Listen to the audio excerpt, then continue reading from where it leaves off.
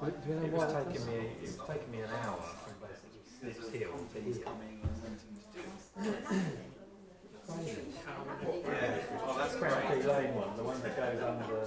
Are they doing? Towards Euro I don't know whether they're doing some repairs or something. Is it completely closed? It's literally just open. Yeah, it's closed completely. Oh, I see. So That's a pain. You've got to go all the way down, round and back again, haven't you? I've worked out why Charles lives there, but that's right. Charles is there, because he's the only other person that can do daytime meetings. Yeah.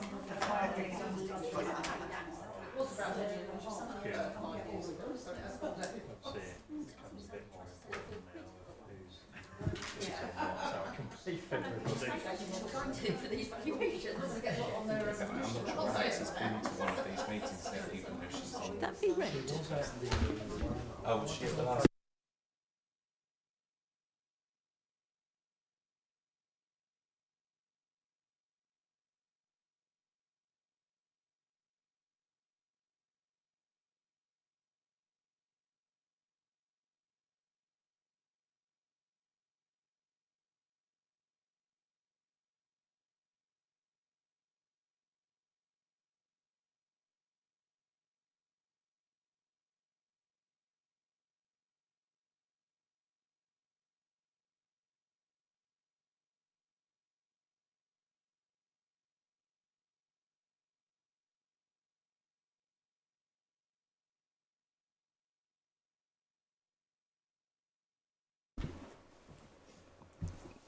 Good evening, everyone, and welcome to this evening's Environment and Climate Change Committee.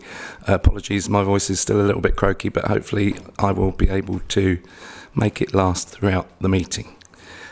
Before we open the meeting, please can any members or officers in attendance with an electronic device mute it to avoid feedback.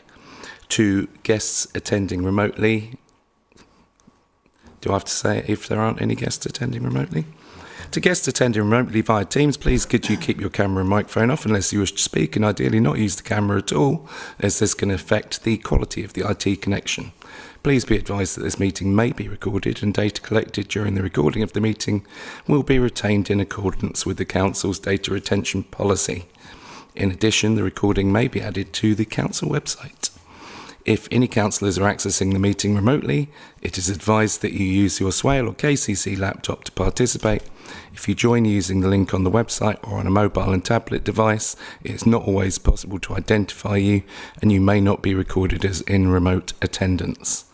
Please can members speak loudly and clearly into their microphones and switch their microphone off after speaking to enable remote participants to hear the next speaker.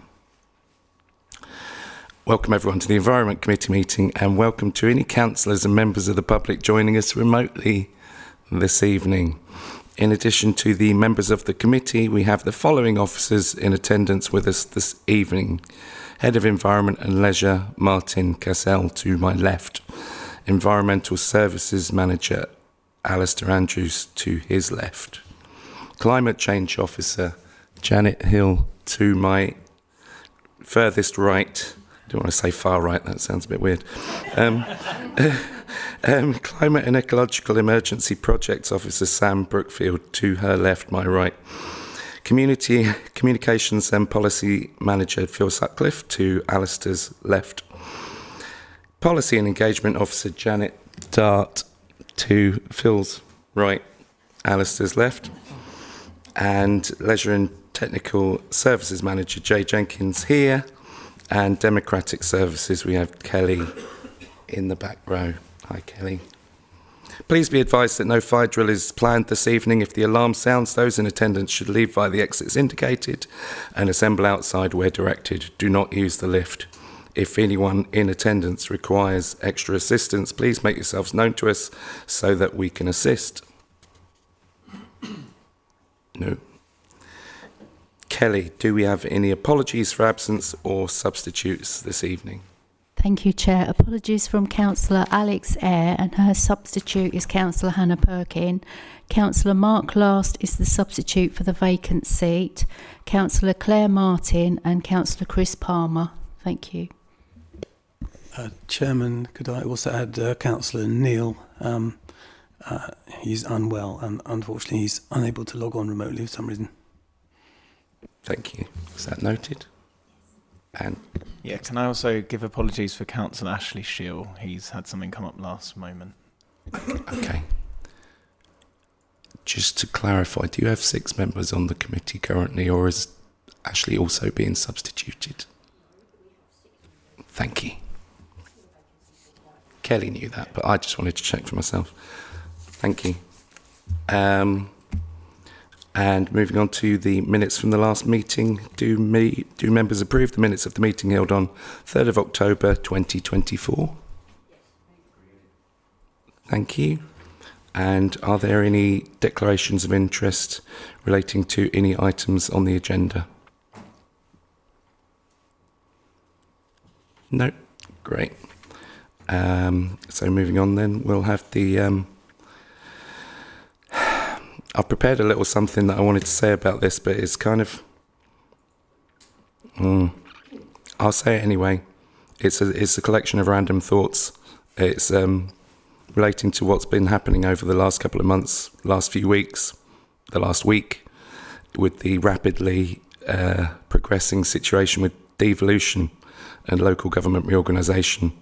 And my fear is that this will be an enormous distraction that will stop us from doing good things to reduce carbon emissions.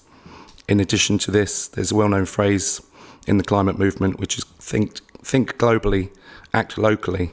And I fear that by having nice small borough councils like we've got at the moment being amalgamated into very large unitary authorities, it will inhibit and make it more difficult for us to act locally and act with agility. I mean, this is just my thoughts. So, it may be the case that I'm wrong. It may be the case that economies of scale help us. But when I think about what we've done, we set an ambitious target when we declared our climate emergency. We've had to change that now, or we're looking to change that. But that ambition that was there, I feel the larger an organisation becomes, the more it gets dragged towards the centre, and the less room there is for that level of ambition and that level of hopefully inspiration towards others who are trying to do the same thing. So I will stop rambling there and pass over to Janet to introduce the report. Thank you. Good evening, members. I won't spend a lot of time on this. I know you've got a very busy agenda. The report, as you know, we declared a climate and ecological emergency back in 2019, and part of that declaration was that we would report annually on what we do. And this is the 6th annual report, because the first annual report was only after sort of 6 months. So this is the 6th annual report covering the current action plan, and this will be the last one on the current action plan. The new action plan will be coming forward very soon. We're working on it at the moment. So I think you all know the background to this. In 2019, councils all over the country declared climate emergencies of varying types and ambition, and we developed the action plan, which we've been working to and delivering on, and a lot of the actions are complete, and there are some which are still ongoing and will be ongoing. So the full report is in Appendix 1, and some of the highlights, which I'll just whiz through, are we have a very good cross-council steering group. It's got councillors and officers, and we meet regularly to progress the actions, and we all report into that. And all those officers have helped with this report from the various actions that they own.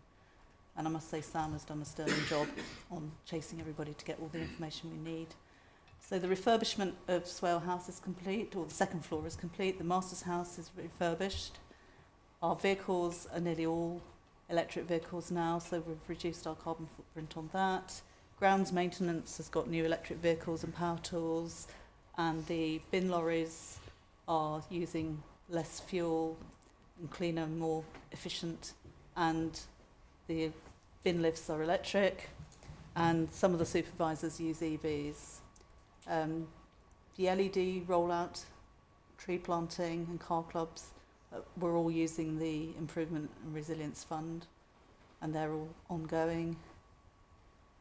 And we're working with KCC to try and do more active travel, and we've now got another active travel officer in place. We're also working with schools close to AQMAs to improve sustainable travel and air quality outside schools. We've got an anti-idling campaign which has been rolled out with signage, and staff have been trained, and although they haven't done it, they have got the ability to issue fixed penalty notices for non-adherence to that. We've pretty well eliminated single-use plastic from council operations wherever we can.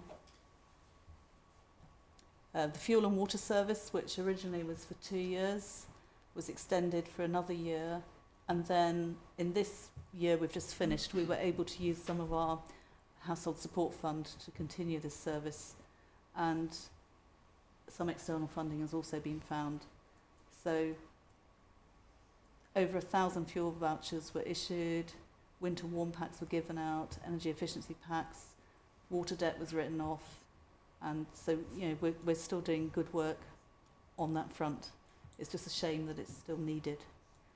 KCC has secured Levi funding, which is the local electric vehicle infrastructure funding, and we're working with them. A 10-year programme is going to start very soon, hopefully, later this year, and eventually there should be 650 chargers installed across Swale, and this coming year, hopefully there'll be about 20 or so. It's a county-wide project. Car Club was set up in Faversham in May 22 and Sittingbourne in 23, and the utilisation rate has been good on that. And we're working with developers to try and get car clubs in the new developments.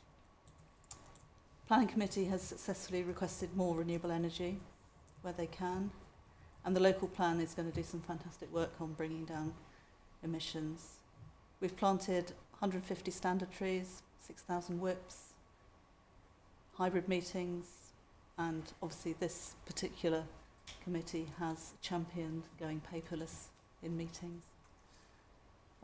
We're working with Kent Wildlife Trust on their 3Cs project, so restoring salt marshes along the Swale, and that started at Conya. There's actually stuff going on there.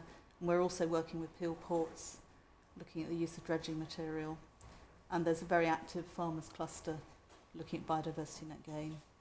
We've also supported the University of Kent in an Innovate UK bid for the Kemsey cluster, and that is ongoing, and there's another meeting of them next week.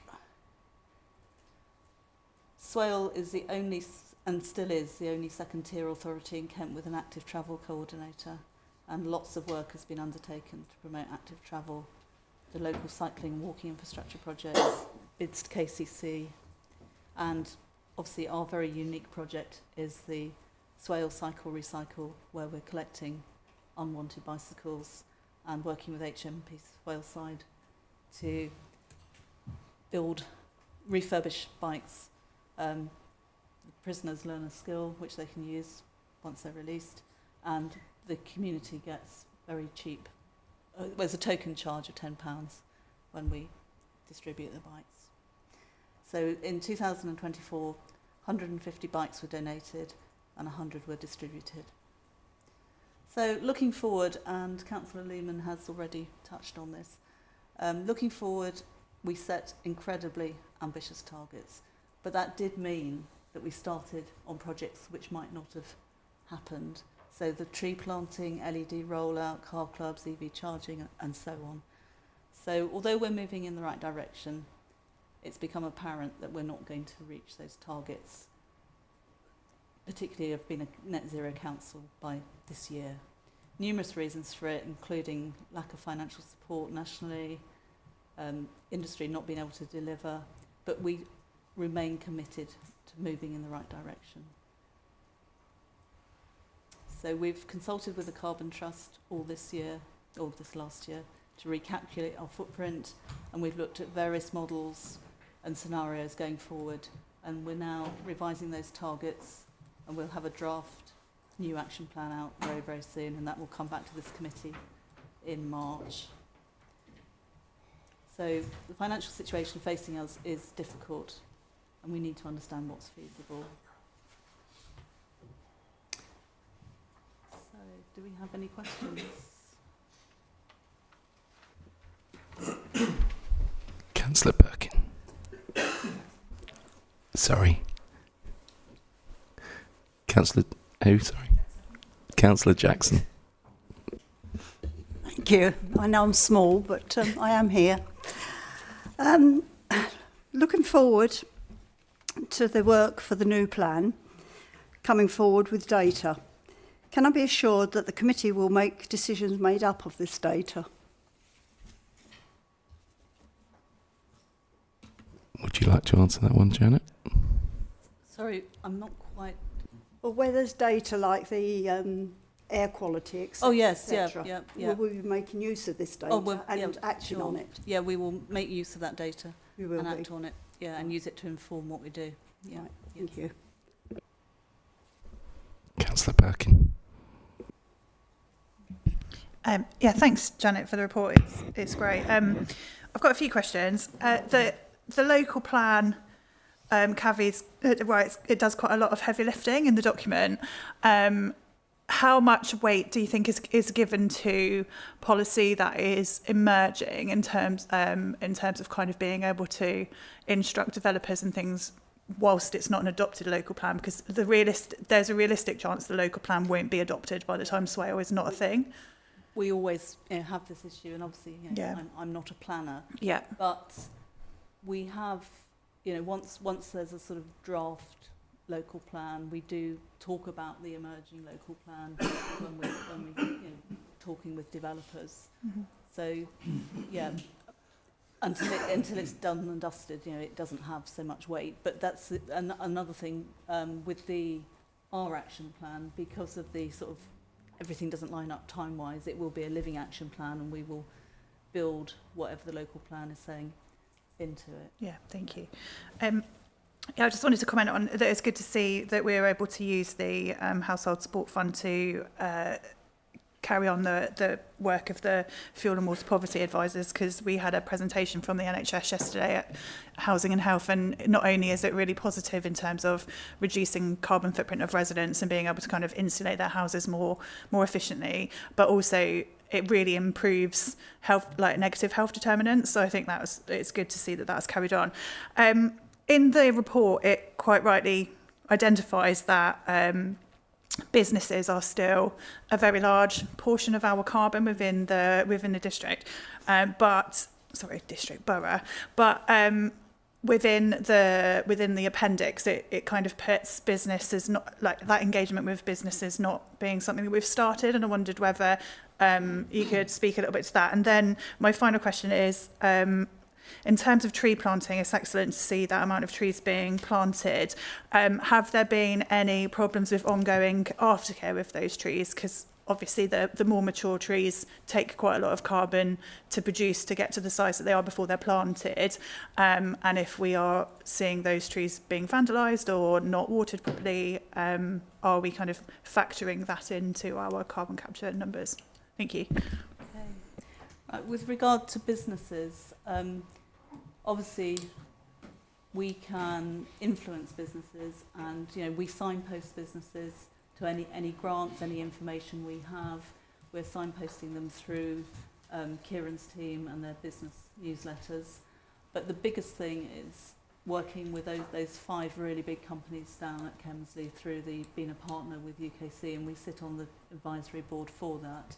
And that project is looking at how those big 5 down there can share resources, share energy, reduce carbon. And certainly one of those companies is looking to be net zero by 2045. And, and that's, if they can do that, and they're one of the, I wouldn't say they're a dirty company, but they have been in the past, they're bringing their emissions down. So, yeah, there's hope. And I think businesses, where it makes economic sense, then yeah, they go for it. And we're hoping to do more with businesses, and I believe our business strategy is up for renewal as well at the moment. So there's quite a lot of different strategies needing renewal. With regards to the trees, Stephen Gale isn't here this evening, but I might be wrong, and I think maybe Jay or Martin can help, but I believe the survival rate has actually gone up. It's better than it was in previous years. Is that Yes, we have. Excuse me. We have historically experienced some pockets of vandalism and damage to trees. I'm pleased to say that looks like it's on the downturn. Some of the hotspot areas have seen a recovery, which has been good. The more established trees are a bit more robust to that type of impact, whereas a lot of the whips that are planted are very easy to just pull out and throw. The advantage with those, they can be put back in or relocated. So we are continually working with our contractors to try and alleviate the problems we've had, and hopefully we'll continue to see that downturn as the months and years unfold. Thanks, Jay. I just wanted to pick up on the business question, and I think a lot of what's being said in this report will then be another conversation in March when we come back with the action plan, because actually when you look at the statistics in the report, you'll see even if Swale Borough Council could manage to become net zero, it would make a very little dent on the borough's emissions, because we're not the major contributor to that. So actually what we've been working on, it's in a fairly draft stage at the moment, ready to be coming to you guys in March, and actually a lot of the focus shift is on influencing and facilitating others as well within there, and the Kemsley project's a great example of that, because if we can prove it in major industry, it creates a much better example for those smaller industries across the borough. So.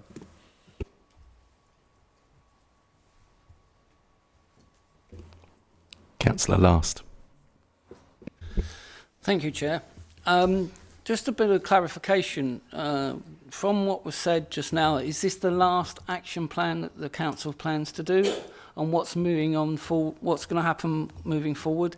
Because one of the things that does concern me is that we being Swale Borough Council, have announced that there is a climate and ecological emergency, and we've got devolution in the background. And I don't want us to think, because devolution is happening, that we still shouldn't be maintaining the standards and ensuring that this happens. So from my point of view, I just want to know what's going to happen after this action plan, what's going on next. We're doing a major overhaul of the action plan. So this action plan will be closed down once we've adopted the next one.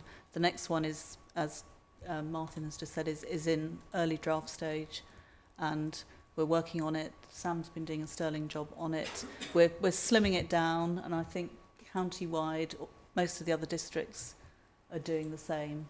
You know, they're all revising their targets, and we will have that in draft form for people to look at very soon, and hopefully it'll be coming to this committee in March. But yeah, we're definitely having an action plan. I'll just come back. Can we have a firmer time scale on that, in terms of it's going to come to the committee at some point? Yeah, March. It'll be in March. Okay, thank you. The next The meeting. steering group will be looking at it before then. Just to clarify, because in case there's any confusion, this is the last annual report relating to the action plan. There will continue to be annual reports, but the next annual report will be relating to the updated Climate and Ecological Emergency Action Plan, which is what will come to the March meeting. Did you want to? No. Councillor Miller. Thank you, Chair. With so much already being achieved, from the solar panel installations to the push for electric vehicles, in the report it mentions the rollout of training to local secondary schools. I was just curious if there'd been any update on this, and what would the training look like? Also, what are the council doing to pull in internal and external funding? Janet? I'm going to pass to Sam for the schools, and then I'll come back on the other. Okay, Sam. Yeah, so it's an initial trial with carbon literacy training being delivered to Year 9s at Queen Elizabeth's Grammar School. We've trained 6 science teachers. They are now in the first stages of delivering that to the Year 9s, with the aim that every child in the school will leave with that certification. I'm visiting again around March when they have gone through enough modules to sort of understand how the rollout is working, what the successes are, what the issues with that are.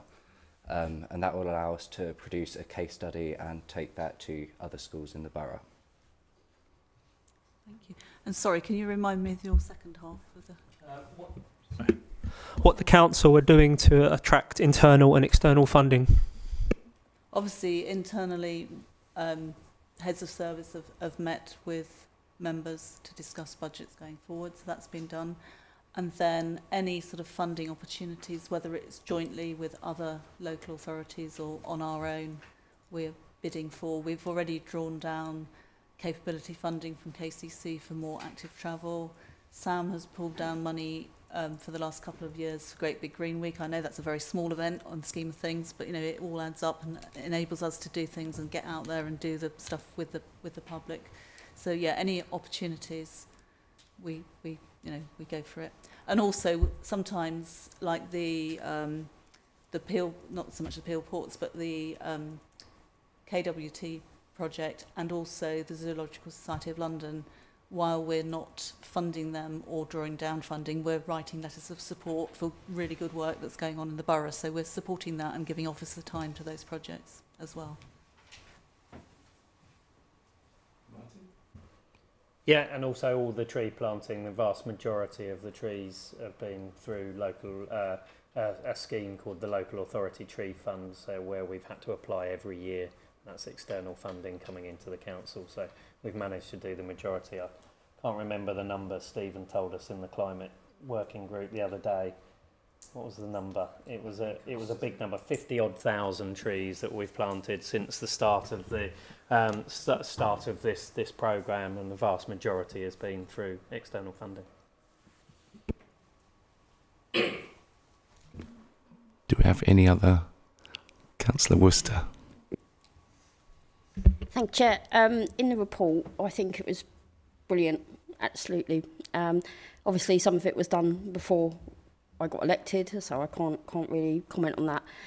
But what I'm hoping for the future is that what we've tried to do as a Labour group is to get together, put ideas together of what we would like to see the report reflect and get them to officers. I'd urge every group to do the same so that we're feeding back into what is actually happening rather than commenting after the result.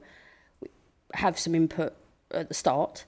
And also, I wanted to mention the working group, the climate working group, because I attend that group and it is one of the most popular groups that officers attend, and the buy-in from officers is amazing on that group. And it's to highlight, this is the one aspect of council work that I feel really doesn't matter whether you're a voter, whether you're not a voter, what political party you follow.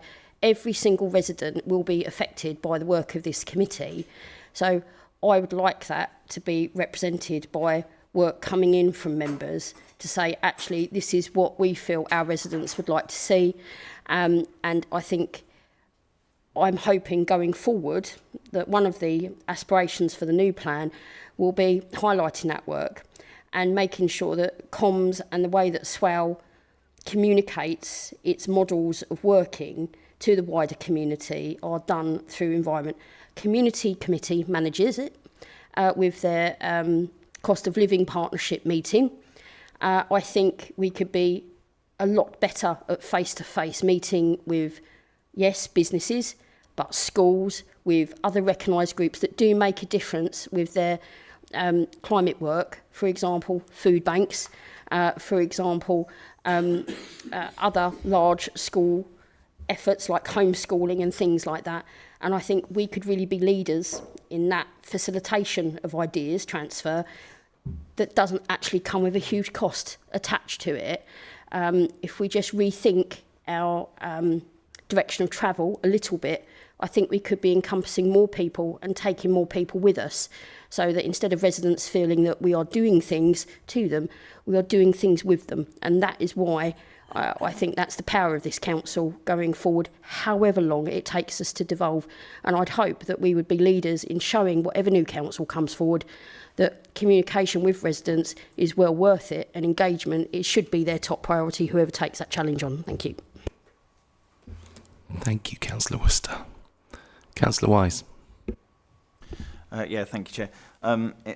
Following on from that, I totally endorse the role that working with residents on doing these, some of the aspects of this, and it's been really good to see all the different ways spelled out here and the progress that's been made working with local groups and with residents and getting their input and their feedback on throughout the whole process, around whether it's from tree planting and litter picks to shaping how where we might have community-facing initiatives like the repair cafes and things like that. All of those are great things, and hearing what's going on with the schools and how that could be rolled out is really encouraging.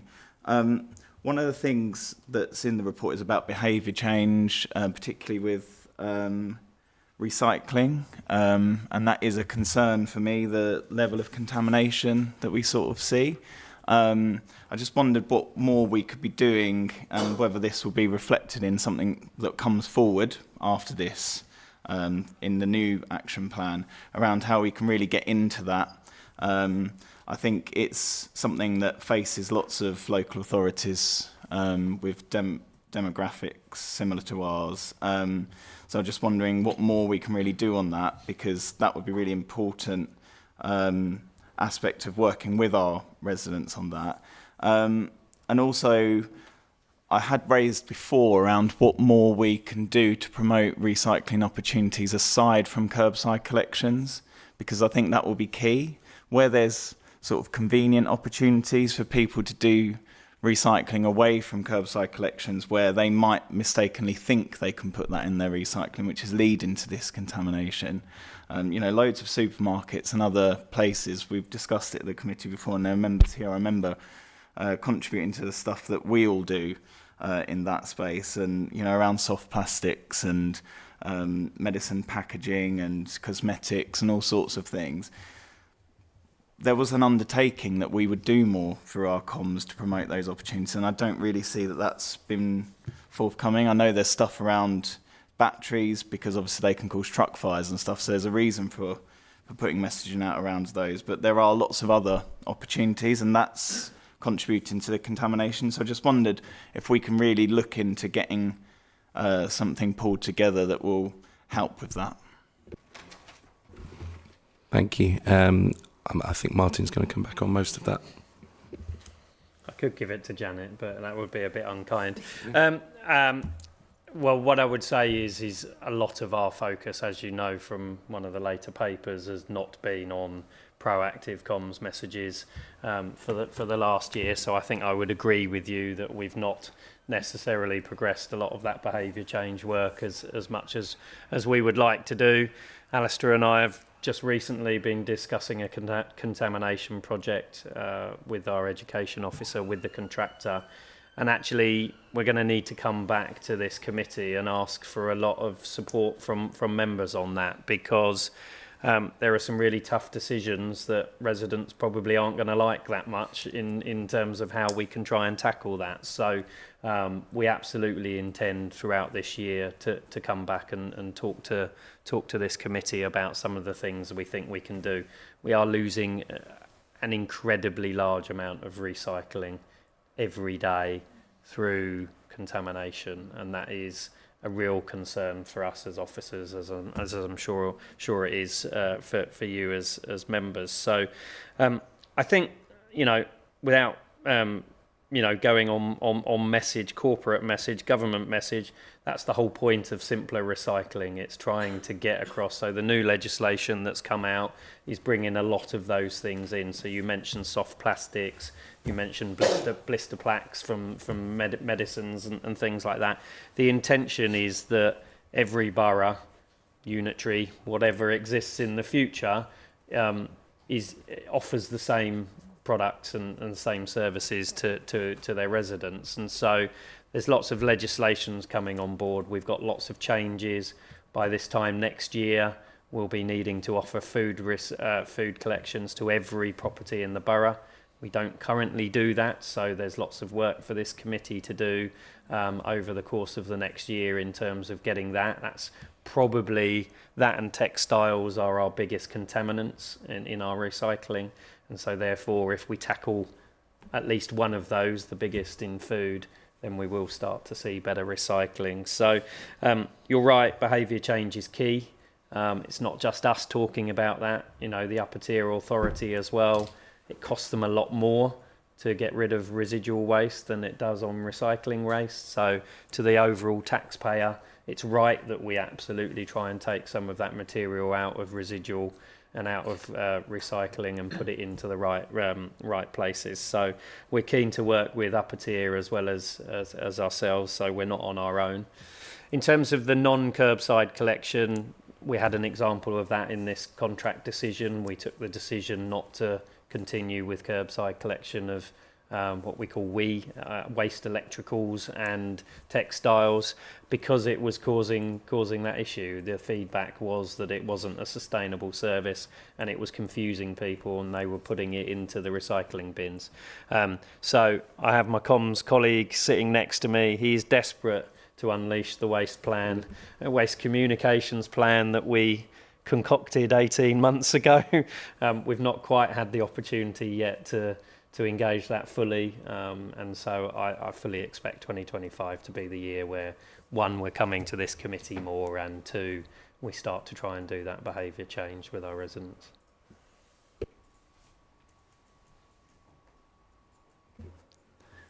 I'd just like to add to that. I saw on the excuse me, at the Environment and Transport Committee at KCC yesterday, something else that's included in the new government legislation that's coming forward is some charges which will discourage waste to energy plants, which currently KCC sends a lot of our waste to.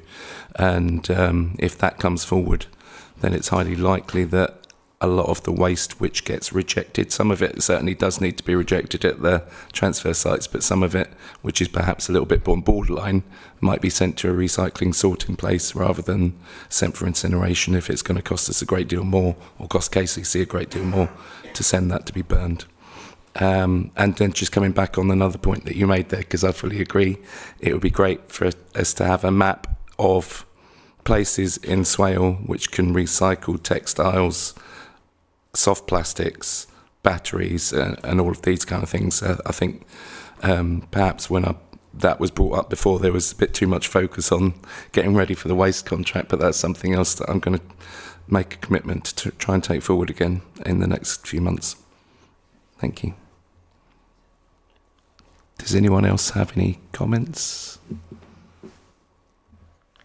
I can't quite remember whether it's the Waste Wizard or another, but there is, I think my answer to you previously when you asked me that question was somebody nationally collates that information. So it was about trying to get confidence in that rather than replicating and doing it through our own resource. We'll come back to you with a view on which one that is. I'm going to refer to my earlier comment of, think globally, act locally. I think a local Swale-based map could be something that would be far more engaging for our residents and be something that would potentially, I don't know, some of the national things feel a little bit too much like a kind of a helicopter view and not enough detail for my liking. I don't know if I should ask this publicly or not, but Alistair, is it not the case that we were considering some kind of third-party company to take on some of the collection of some of these recyclable items? Is that going anywhere currently, or is it stalled and I shouldn't have said anything publicly? We're looking at opportunities where we can use the charitable organisations in some occasions to go and collect some of the materials that have intrinsic value. So We're looking at some organisations that might offer to go out and collect things like perhaps textiles, but it's still in the planning stages. So we're still looking at those opportunities. Does anyone else have any questions or comments? Councillor Worcester. Just on saying that, I'm totally happy about exploring that concept, as long as we're, for instance, not putting our communities more at risk of fly tipping through encouraging organisations to come into the borough. We've already got some of these organisations that do not collect from our car parks on a regular basis enough. We're seeing taxpayers hold that cost for our services, having to go out, clear that car park multiple times, which is all under taxpayers' money. So I'm absolutely happy to consider that sort of thing, but I think it has to be something that isn't just there for a tick box in effect. It has to be looked at real world implications and what that is doing to this committee's bottom line and this council's bottom line as well. Thank you. Thank you. I mean, if I'm not mistaken, the service in question was one where you would book and arrange a collection directly from your house rather than be dropping stuff off at a collection point. So that wouldn't be a risk. Do we have a proposer and a seconder for noting of the report? Councillor Worcester and Councillor Wise, thank you. Does everyone agree to note the report? Great, thank you. Moving on to item 6, barbecues. Oh, actually, sorry. Thank you very much, Janet and Sam, and thank you for all the excellent work that you've done on the report too. And we'll have a brief pause to allow Janet and Sam to exit down the front of the chamber.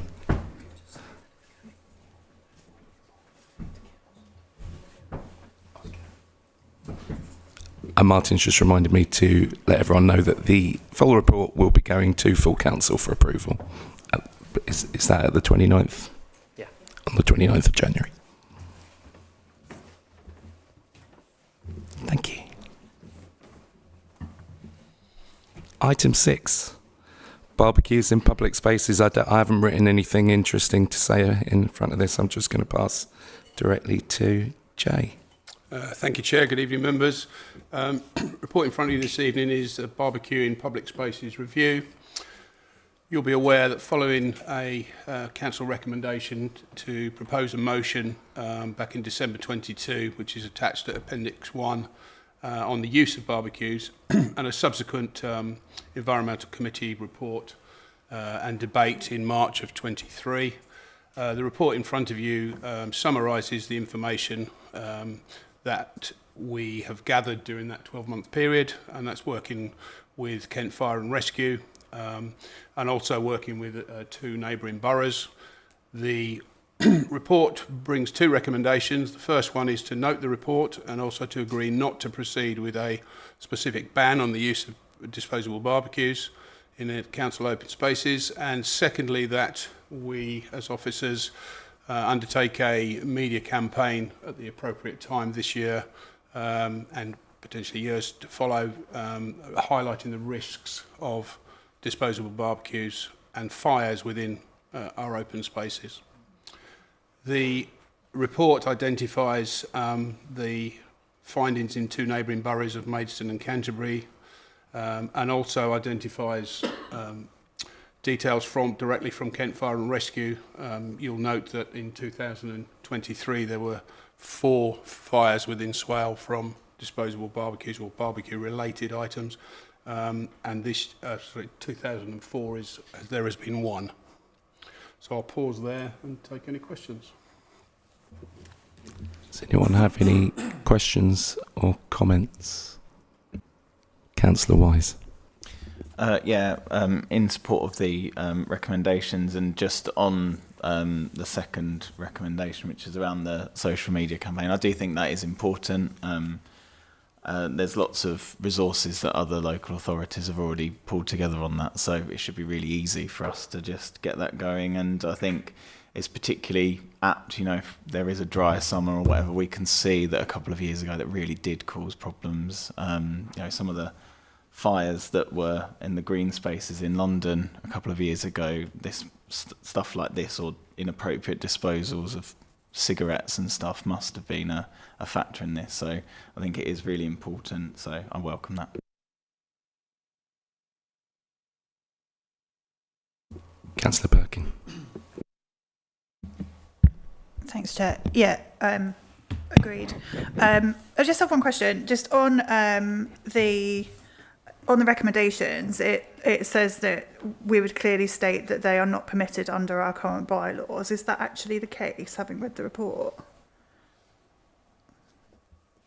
Yeah, the existing bylaws cover a wider area and not specifically about disposable barbecues, and that was the specific issue of note that we reviewed and feel that it's an awareness issue rather than a specific adjustment to a bylaw. Thank you, that's really helpful. The second point, I suppose, is that I wonder whether there is some kind of way we could look at having almost like safe areas for people to go and cook outside, because it is like, it's a really nice thing to be able to do. It's a helpful thing to, you know, teach kids and stuff how to cook, not using kind of gas and things in their house. And obviously Swale owned public spaces are some of the only outdoor spaces that a lot of our residents have. So as much as I'm, you know, I'm happy with carrying on, I wondered whether there was a way that we can, you know, create a section that people can barbecue in some of our spaces if they want to. Just because then I think there's probably some more, there's just that there would be more public awareness about where it's acceptable and where it isn't acceptable. And so also, you know, the public can be a bit more cautious about where they might have been used. I think it's a very valid point, and I think it's something we are aware of, that there are areas, not only in this country, but particularly in Europe, where you have dedicated hard-standing sort of areas for disposable barbecues to be used, and a very clear and available disposal system for that. We have identified that's an opportunity, but within this, it's around how we deal with the current issue. I think we can continue to look at those going forward, and that would be subject to identification of sites, which I think we could do fairly comfortably, but it's around what the product at that site looks like, the management of that, the additional cost of that, and the resource to manage it, because you could put out an area, but you've also got to then deal with the waste element that comes out of it in a safe manner. One of the biggest risks with the disposable barbecues is you think they're out and they're not. And I think that's one of the problems we've come across, particularly with waste bin fires, is where a barbecue has been disposed of with the assumption it's gone out, and then that's reignited, if that's the right term. So yeah, absolutely, it's something we could look at going forward. And I'll take that back into the team, and we'll see what we can do with that.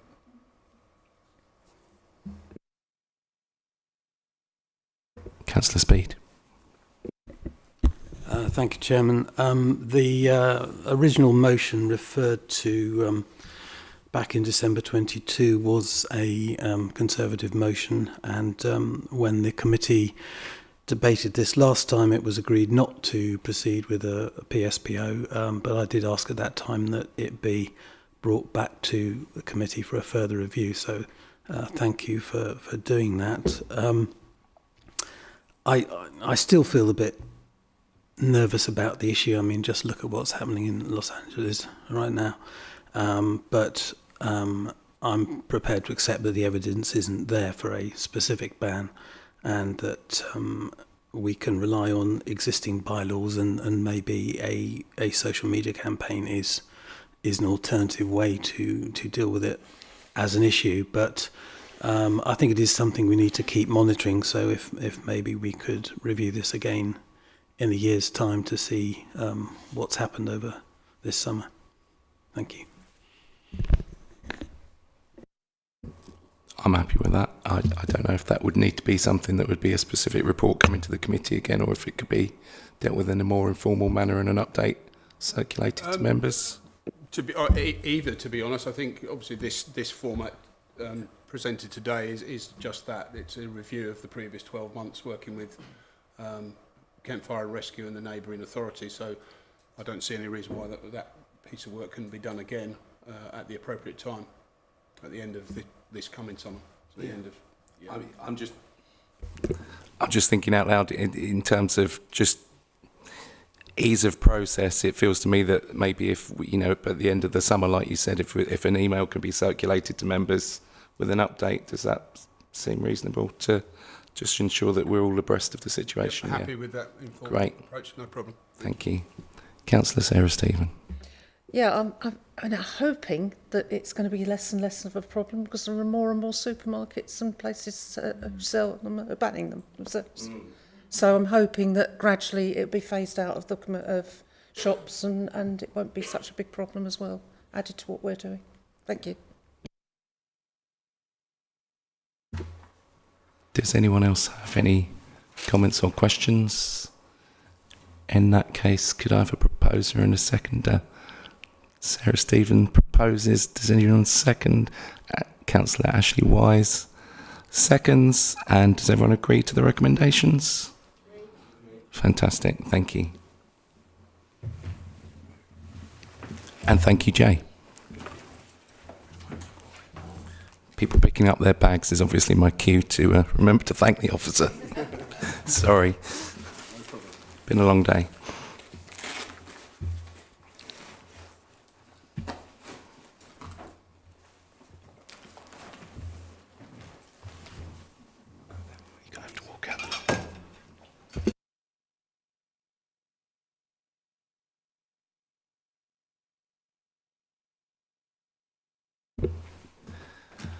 Okay, so moving on to agenda item 7.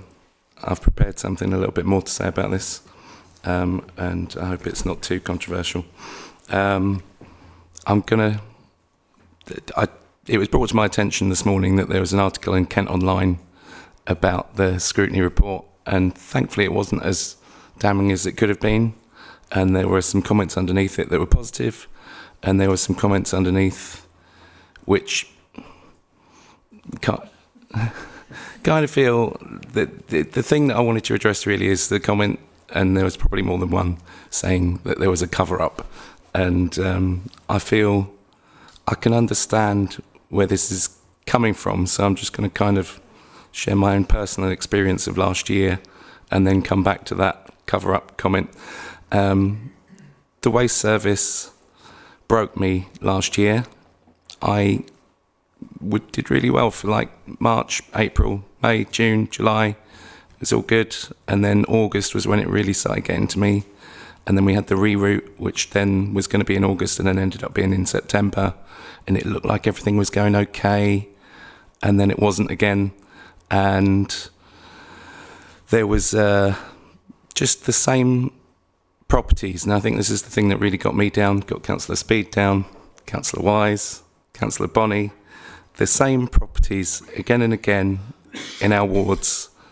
And, you'd think maybe with the reroute that it was different properties that would be, but no. And it then transpired a few weeks after the reroute that some of the rounds or some of the days had too many properties on them. And this is why Tuesdays and Wednesdays in particular, I think it was, Wednesdays and Thursdays were failing. And it seemed to me that it was unfortunate that when they did the reroute, no one realised that collecting 100 bins from Stallisfield takes longer than collecting 100 bins from Merston. And whatever. They rerouted in December and it seems to be going better now, although there are still a few bits and pieces here and there. And I guess what I'm saying in a really roundabout kind of way is I think part of the problem with the report potentially feeling to some people like it's a cover-up is that it's not looking to... There's a lot more constructive, what went wrong, what did we do that could have done better, and how can we do it better in the future, rather than just this person is to blame, that person is to blame. And I think it's a good thing that the balance is that way, but that may leave some people who've experienced a poor service feeling shortchanged. I don't know if that makes sense to anyone. I hope so, because I'm going off on one here. So it may feel a bit anticlimactic to someone who wanted to be pointing fingers and wanted heads to roll, but I think what we've produced here is a good report. I think it's good that we had a cross-party group, we had good involvement from all the members of the committee, and I would very much like to thank all of the members of that group for all of the time they put in, and I'd also like to thank all of the officers who helped put this together, and in particular Janet Dart, who worked tirelessly and was incredible and is a huge asset to this organisation. And I apologise, Janet, if I... Good, you don't look embarrassed, that's good. If I've embarrassed you just before handing over to you, but thank you very much for all the work you've done.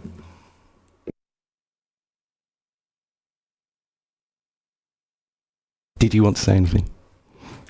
You don't have to. Yes, I just wanted to briefly introduce the report, just to set out the background and the process. So in July 2024, the Environment and Climate Change Committee agreed that a scrutiny review should be carried out on the mobilisation of the new waste and street cleansing service for Swale. As the Chair said, a cross-party member scrutiny panel was formed to undertake the review. The membership of the panel, terms of reference and scope are set out in the report presented tonight under Appendix 3. Between August and November last year, the member panel held a number of workshops and meetings with key officers and representatives from Suez. The panel looked at key information which included items such as tender documents, risk registers, mobilisation and recovery plans, and officer and member working group notes. A public consultation was launched on the 3rd of September and closed on the 2nd of October, and more than 2,100 responses were received and fed into the scrutiny review. A summary of responses can be found under Appendix 4 and 5 of tonight's report. Area committees and the local council's liaison forum were consulted, and feedback can be found under Appendix 7. A survey of all Swale Borough Council members was also carried out, and a summary of those responses can be found under Appendix 6. Following the panel's investigations, they have summarised their conclusions and recommendations, which are set out in Appendix 1 of tonight's report for the committee to consider. Thank you. Thank you. Councillor Wise. Thank you, Chair. First off, can I say it's a really good review. I think that it's clear that the working group have worked really hard to consider what recommendations they want to come from this. I don't think you could really argue that something with 23 recommendations is a form of cover-up, because there's quite a lot, clearly, that the working group have considered where things could be done slightly differently, or not slightly differently, actually be done differently. There's quite a lot of learning that's come from this, and it's really helpful that this review has taken the approach across the whole time period to do that, because any large contracts that we undertake going forward will undoubtedly benefit from the recommendations that are being put forward here. So I can't agree that this is some form of cover-up at all. And I think given the large amount of input from residents through the survey, large amount of input from members right across the council, it's clearly an important topic where I think this committee or council should be, or members should be kept up to date with the progress of what's going on with some of those recommendations, and how they are being taken on board with any future contracts where these recommendations apply. And just on a couple of the points specifically, if I may, I think there's two recommendations for me where there's something that could be where they sort of strengthen one another, perhaps. which is the final recommendation about the project communications plan, and which is recommendation 23, and recommendation 12 about SWAIL officer resourcing for these large contracts, because I think the two of those exposed some real issues at times through the height of the issues that residents were experiencing through the disruption from the contract. And the point about the 34-hour week, which, yes, I take, that's obviously something that was agreed to in lieu of a pay rise. So we have this where the vast majority of officers obviously don't work Friday afternoons. But there does need to be a degree of flexibility within that 34-hour week arrangement where there are large contracts like this being brought forward. And I think that is part of what sits behind recommendations 12 and 23. I know that I raised this as an issue at the time, and there is reference to it in here about, you know, Friday evenings and the information going into the weekends being scarce. So it's just something that I wanted to pull out as being something that hopefully can be a consideration for when there are large contracts going out where there could be disruption to service for residents, where information and how that information goes out to people is key. But I really do want to say that this is a really good report, and even going down to how the report is laid out and breaking down everything, I think makes this a really accessible report to people and shows just how thorough the working group have been. So thank you very much for that. And did you want to come back on any of that, Martin? Okay. But I'll just translate Ashley's comment there into more thanks to Janet regarding the layout. Was that? Councillor Speed. Thank you, Chairman. Yes, I agree this is a very good report. I certainly found it a very worthwhile exercise, and as Councillor Lehman has said, it's a constructive report rather than seeking to point fingers of blame at people, which I don't think would have been particularly helpful, because the most important thing is to make sure that we never make these same mistakes again. We're now nearly 10 months into the contract, and like many other councillors, I'm sure there's not been a single week that I haven't been contacted by residents about missed bins, and those problems are still ongoing. I came back from the Christmas break to find 8 roads in Tenham and Linstead that had been missed, and looking at the report, the latest data in there is from the first week of December, where there were still 400 missed bins. So I really had hoped that 2025 would be the year when I ceased to have to worry about bins not being collected, but could be a bit later in the year maybe, but still not right now. I mean, it is regrettable that there was only one tender on the table in the end, so we had to run with Suez, but there were good reasons for that.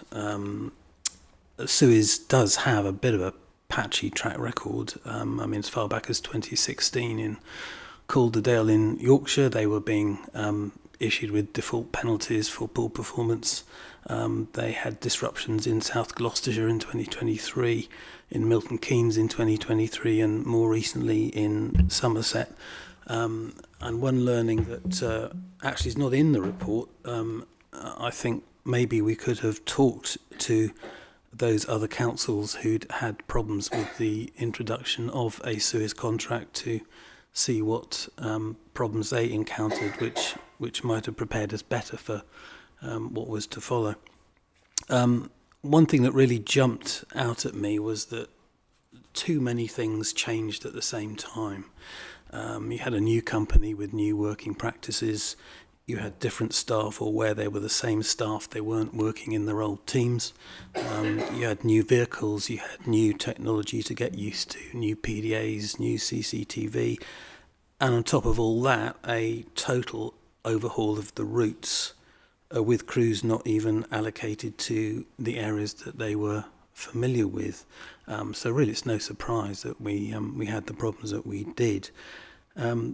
data transfer was clearly an issue. It was incomplete, and a lot of it was actually in people's heads, not recorded. And one thing that really surprised me was that we didn't actually own that data. It was owned by Biffa, so we were reliant on Biffa transferring it across, and that process didn't work well. But that again is something that's been changed. We do own the data now, so we won't have that issue again. But when you look at something like communal bins, and there are 329 communal bin areas, and there was only a record of 194 of them, that explains why communal bins were such a problem. But equally, 10 months later, it doesn't explain why the communal bins at the Oasts in London Road, Tenham, are still not being emptied. They were missed again last week. I must have complained about them about 10 times now, and it still doesn't get rectified. And as Councillor Lehman has mentioned earlier, that is one of the frustrations, that the same properties again and again keep getting missed. But we had a situation where we had a massive rerouting at the start, but no sense checking was carried out by Suez, and there was a sort of assumption that it had been, but it turns out that it wasn't, and that there's nothing like physically driving a route to see whether it's practically possible to perform that service. So we should never have such a major reroute ever again, and the reason for that was that Biffa hadn't reviewed the routes in 10 years, which is why it had to be so major. And one of the key recommendations out of this report is that the routes will be reviewed annually, so we never get ourselves into that situation. The lack of road testing was not just confined to physical routes. The back office technology didn't work properly either. And even now, we haven't had some of the services that we'd been promised, like signing up to an account where at least you can auto-complete your address when you're reporting a missed bin, and you can view your history. So there are still elements that need to be brought forward. And it also became apparent that the systems were modelled on an assumption that everything was going to go swimmingly, rather than anticipating a worst-case scenario, and that applies both to Suez's core system and also the council's back office support systems. I think it's also clear that there was not enough oversight by this committee. It was all left to the working group, and once the contract had been agreed, it wasn't ever on this committee's agenda, and I think that was a major failing. There's still work to do. As I mentioned earlier, there are still pockets that remain ongoing problems. We still have no policy for garden waste compensation, which I think is long overdue. But this report is a very good learning tool, and it absolutely must be referred to when the contract next comes up for tender. And actually, it occurs to me one thing we might need to look at is the council's document retention policy, because the corporate default for emails, for example, is 7 years, and this is an 8-year contract. So all the emails will have been wiped by the time this contract comes up for renewal, and that doesn't seem to be very sensible. So maybe that is something that also could be looked at. Thank you. Thank you. Did you want to come back on any of those, Martin? I think the majority are covered clearly in the report, so I think that was a good summary. So there's only a couple I would pick out on that. I think we absolutely, through a tender process, do reference checking and speaking, but obviously until you award a contract, you can't necessarily go to lots of other councils and say it's one or the other. So yeah, we but what we did do is, when we were in the process, we did do a huge amount of engagement with those other clients. So I went and visited clients and others, so that we could get the learning on that. So I think we did do some of that, which is maybe not captured in the report. On the retention element, we always intended, and the scrutiny function has been, I have to say, a massive thank you while I've got the opportunity to all the panel members, because I always intended to do a full project review, but what the scrutiny panel enabled was lots of external input into that review, and so this has been entirely productive for us as officers. So outside of this report, we are recording other things, so that we can also take those into consideration. And I think in terms of that retention, what we absolutely, whilst I might not archive every single email that I've received in the last 10 months, what we will make sure that we're doing is pulling out useful documents and information, recovery plans, etc., and storing those for longer than that retention period, so that when the next person goes to it, absolutely they've got a bigger portfolio to be able to read and do that. So yeah, I think all of the recommendations I think are sensible for both contractor side and for the council. We've all taken learning from this, and it's key that we take that forward in future contracts. So yeah, I also endorse and really embrace this report. Councillor Perkin. Thank you. So one of the recommendations, quite rightly, is around training around for members around data interpretation and understanding that and making that very clear and digestible.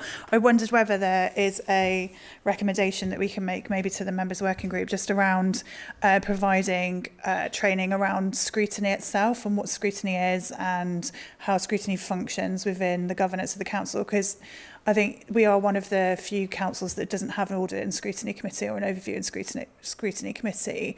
So I think actually it would be really helpful for all councillors to understand the function of scrutiny within the committee system, and how it can be really helpful to be able to get really good outcomes for the residents. I think that would be a super helpful addition to our kind of training as councillors. I agree. Martin? Do you think that's captured in recommendation 13? So there is, to assist with this, the mechanism for service committees to scrutinise should be clarified, or do you think it's more training? Yeah, I think recommendation 13 is absolutely right. I think that you can clarify what scrutiny is, but I think actually there's some training around being a critical friend and making sure that you're really getting into the weeds of the subject, kind of picking through the garbage. In which case I agree. So there's probably some wording around, because there's a member development group, isn't there, that deals with training for members. So the committee may want to consider a recommendation to that group, specifically around scrutiny. Do you feel that any changes need to be made to the recommendations in the report? Sorry, Janet. I've been on the panel and I should have said it. It's really just, I think maybe if I could suggest an amendment to 13 to just add an additional sentence around training more broadly in scrutiny and its function within the governance of the council.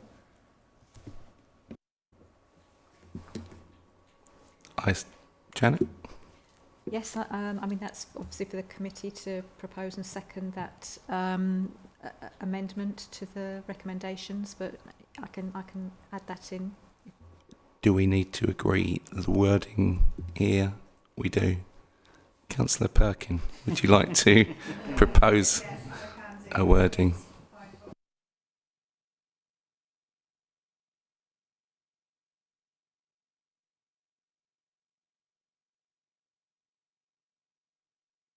Right.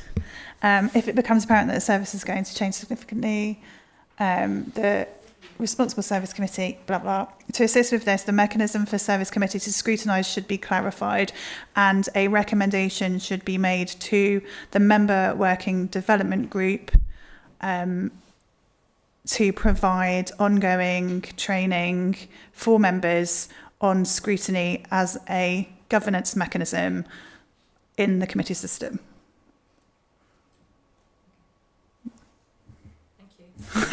Okay. Do we have a seconder for that? Councillor Wise was very eager to second. Does everyone agree to the... I assume we don't need a show of hands, but all right, let's have a show of hands. Does everyone agree to that change of wording?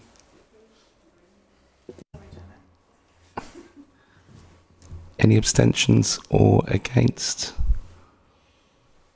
No, that's passed. Thank you, and apologies to Janet for the... Yep. Does anyone else have any questions or comments? Councillor Worcester. Actually, Chair, I'll go after Councillor Jackson, if that's okay. Councillor Jackson. It is behind Councillor Paul Stephen. Sorry. Right, I may have missed it because it's obviously been quite a debate. Can we ensure that for scrutiny, the going forward plan, we can bring this back to the committee within, say, 6 months, 3 months? Because I've still got roads being missed, exactly like Councillor Speed. Even today, I'm getting phone calls. So I don't think, it just can be on...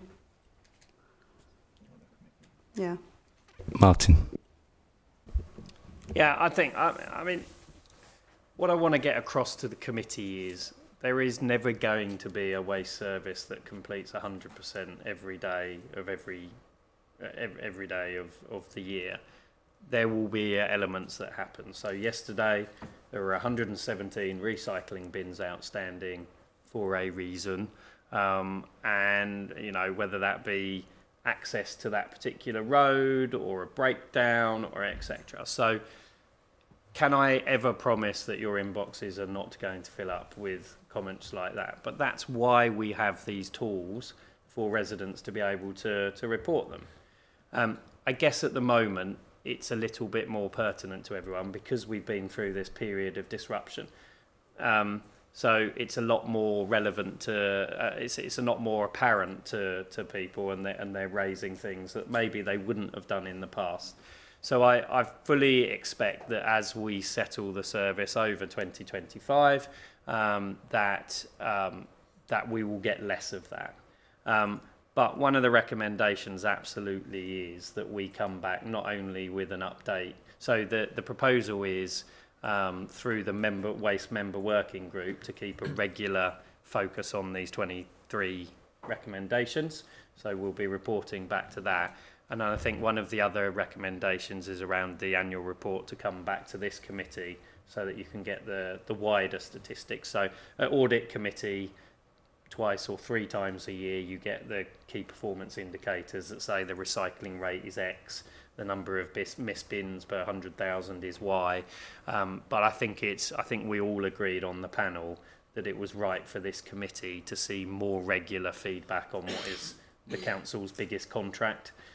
So there is absolutely the intention to come back to this committee regularly. At the moment, the recommendation is the annual report, but that's nothing to say that we can't bring back like I talked about earlier with Councillor Wise, this committee will be talking a lot of waste stuff over 2025, whether that be behaviour change, whether that be the new legislation for soft plastics or food or deposit recycling scheme. I actually think, and Alistair's going to kill me for this, that we should come and bring a report on the new simpler recycling legislation from government, so that this committee gets full understanding of the things that we're going to be required to do. So one of the biggest learning points, and Councillor Speed mentioned it earlier, was that presence at this committee in terms of this contract. And so I definitely want us to be talking to the committee more, and it's up for you guys or the chair, however, to agree on regularity on that. But yeah, absolutely, we know that we need to continue to give that assurance until we get to that position.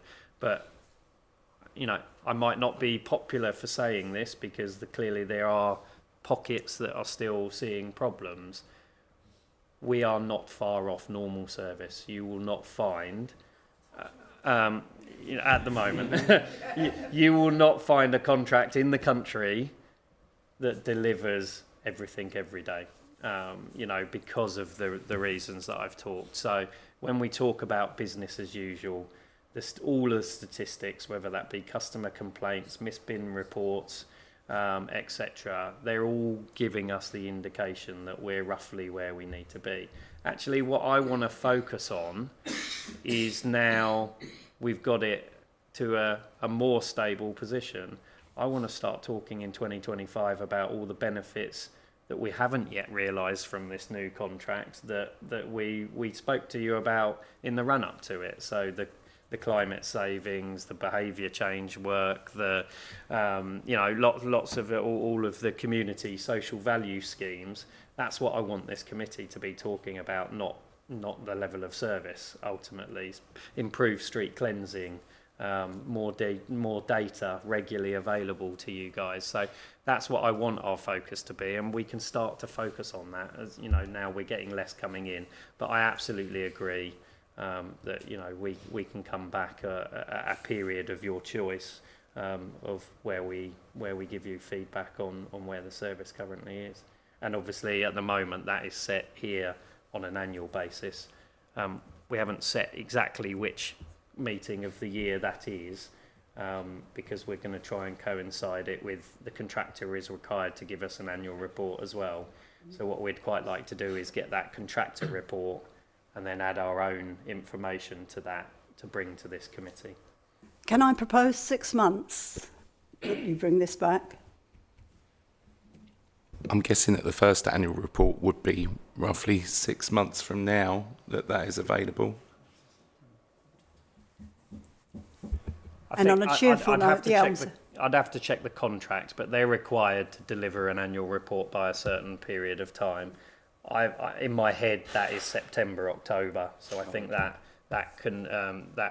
complies with, because obviously the first contract year is March to March, and normally there's about a 3-month period for them to bring that. So by the time we've got that and gone through that, I'm thinking probably September committee. But that doesn't stop me bringing an interim feedback report in April or June, whenever the next meetings are, on where we are. June would be good. And on a happier note, the Elms House is in Faversham. We've had 3 collections perfect, I was told today. So. Hallelujah. Councillor Worcester. Sorry, Chair, it's a bit of a separate note. I think we actually need to nail that down. I think members would be expecting an interim report plus whatever is coming through audit and key indicators. That needs to be separate. So I would be expecting a biannual report to come to this committee to actively fulfil what those recommendations are. I'm not particularly nailed down on date.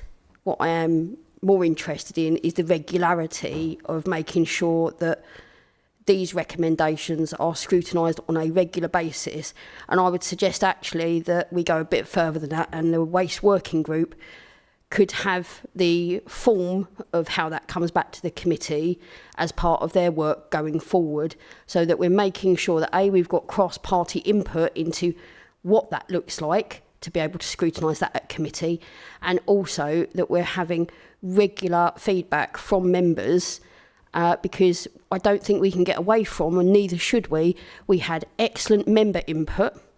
We also had excellent public input into this report, and I think that needs to be reflected on work ongoing, so that we are not giving anybody any leeway to say that we are shelving this report.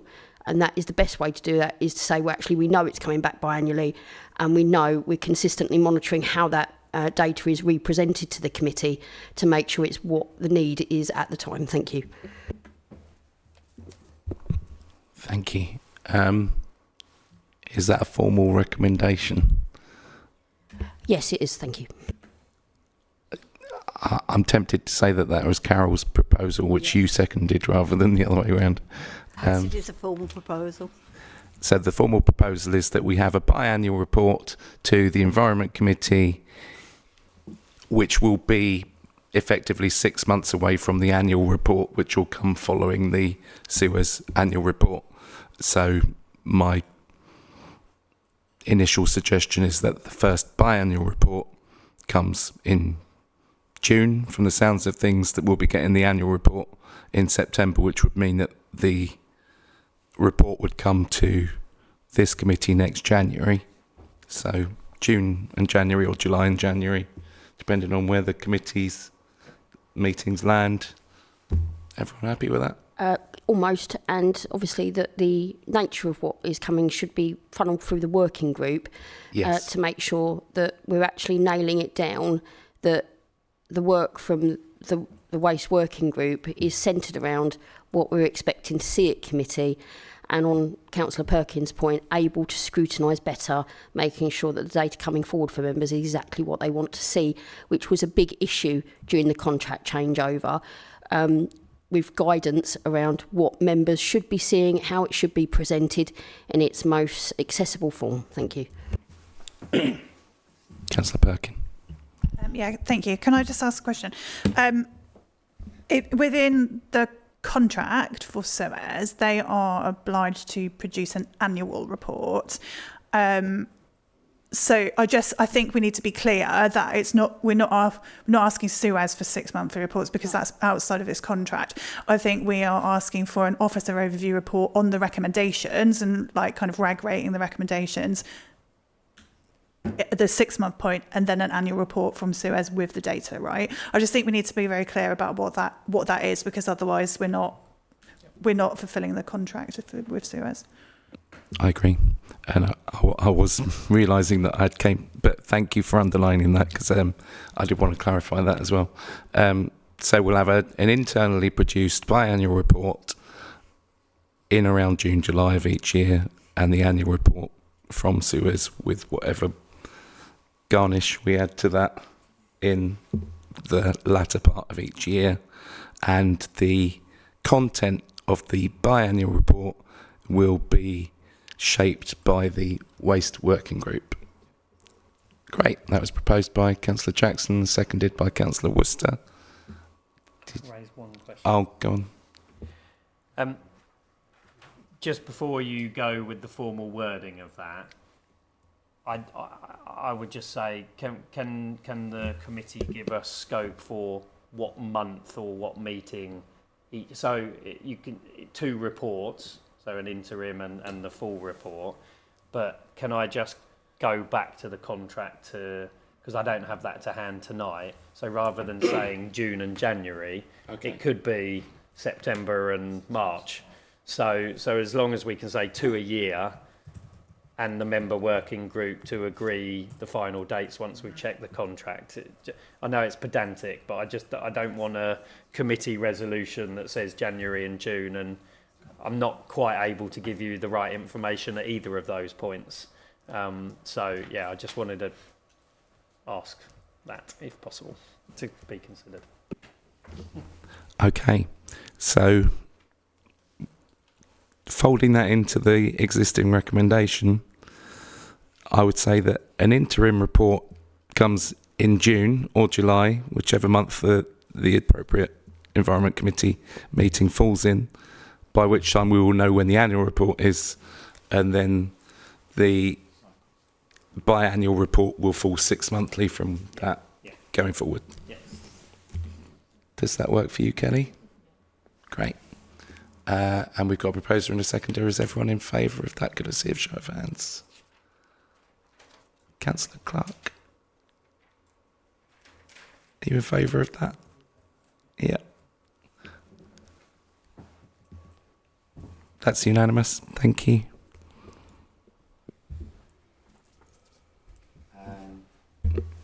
Moving back to comments, Councillor Paul Stephen. Thank you, Chair. I'm still a little bit concerned about bins being missed, and the previous contractor, when they were in working for us, I don't think I ever got a complaint in my ward, and I can only speak for my ward in this respect. Since SUEZ have come along, we've had lots of complaints, and I've been very lucky in our ward that that seems to have desisted. But then I did get one on Sunday, and I went to check the bin. It was one outside a park. He said it hasn't been filled. It's full up. It's overflowing. I drove around there and it was empty. So obviously it had been dealt with, which is great. But my concern is that from a contractor that had very little complaints to a contractor now that is still getting complaints, and listening to other board members here, there are obviously routes and bins that are still being missed. Now, we can really put that down to the data that Suez have actually were given by BIFA, and that's not really good enough. What is being done to improve the database and the information that's being provided by ward members to Swale Borough Council of bins that are consistently not being emptied? Now, surely that if it's a continual problem, we should be going back to Suez and saying, look, here is a list of bins that are not being collected on a regular basis, still being a problem. So I don't really think that we're anywhere near solving this issue, and the way we're going at the moment, I can't see that there's going to be an end to it until either Swale Borough Council sits down with Suez and says, look, this is still happening in these areas, these bins are not being collected. They need to do something about it. Either get the database updated, either by going back to BIFA. I presume they are not going to cooperate anymore, but surely the information that we provide as members of bins that haven't been emptied on a regular basis, they need to be checked that they are on the database. So can anyone confirm to me that we are looking into the database problem? Because this is what seems to be the issue. I've spoken to a lot of the men that actually work for Suez, and they consistently tell me that it's the database problems and the management system that's working, trying to do something different when nothing was broken. Now, I would like to know how we're going to resolve this problem. And it's no good talking about every other problem issue. It is down to that database.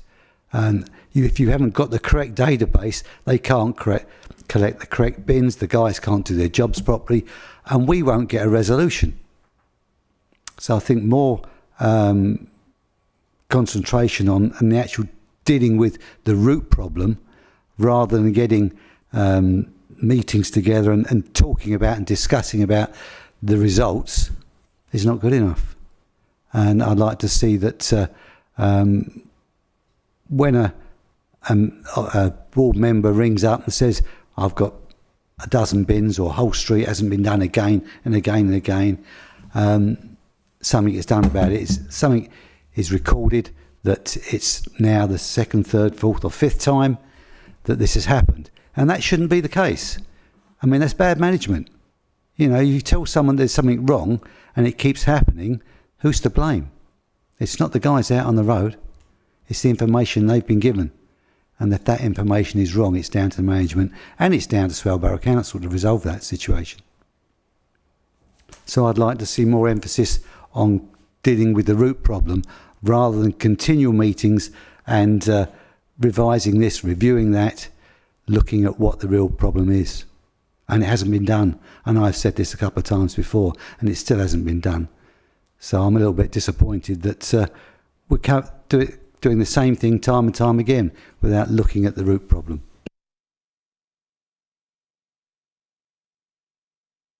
If I start, I mean, I would hope that some of the panel might come in, because these are problems that we talked about massively throughout the 30 odd hours that we went through the scrutiny process. I agree with you that the data and the database is the route to solving everything. I disagree that nothing's being done, because something's being done by my staff every day of every week, utilising that information from councillors, utilising the information that we receive from residents to try and make those changes for the long term. So I think you said, can you get an assurance? You can get an assurance from me that the team are and the contractor are working really hard. So only yesterday we were talking about all of those special circumstance properties that have got a nuance, bins at the back of the property, there's a railway crossing that you have to go over. So we've worked out a way in a system to give each of those properties a flag, so that when we run the report the next time, they're flagged up so that tenderers can understand those nuanced properties, etc. So we are doing lots of work every day to try and build that database. The issue was exactly, I think somebody said earlier, a lot of it was in people's heads. It's about getting it out of people's heads and onto a system so that we're not reliant. And you know, you're right. It's not the people on the ground all the time, but what we also need is the people on the ground to be telling us of these issues. I came across this problem today. Can you have a look at it back in the back office so that it can be picked up? So for me, it's a whole team approach from everyone on the ground right up to me in making sure that this happens. It wasn't yourself in that, or the team here, that's lacking in performance or the objectives. It was the guys working for Suez are saying this to their management team. They've been doing it far longer. They know the routes, and as you said, they've changed routes. They've given them different loads, and it's not working. And they've told them this, and they're being ignored. And it's got to the stage where some of them are just up and gone, resigned. But, you know, I've run teams before as a manager, and as soon as I got a problem, I'd go back to the team and I'd say, well, what's the problem? How are you going to resolve this? And we did it. We resolved it. But it didn't go on. And if it went on and on and on, it's bad management. And it's not you that's the managing it. You're the poor suckers that are actually having to deal with it because they can't manage it. So I do think that it's, as you say, it's still the problem with the data.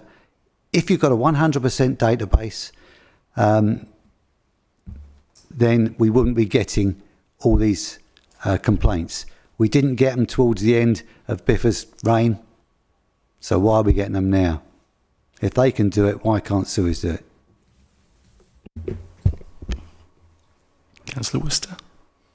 Just for Councillor Stevens' input, actually, that was covered by the scrutiny panel, and we absolutely inquired as to why properties were being missed, and turns out that actually it was human error. It was human Suez error in terms of sending multiple emails that were being received to an email box that wasn't being manned and wasn't being managed at the time, and that was given the answer, and every member of the panel was there. So I'm not sure why that hasn't been fed back to groups, but it was definitely asked, and absolutely shocking for that to have happened.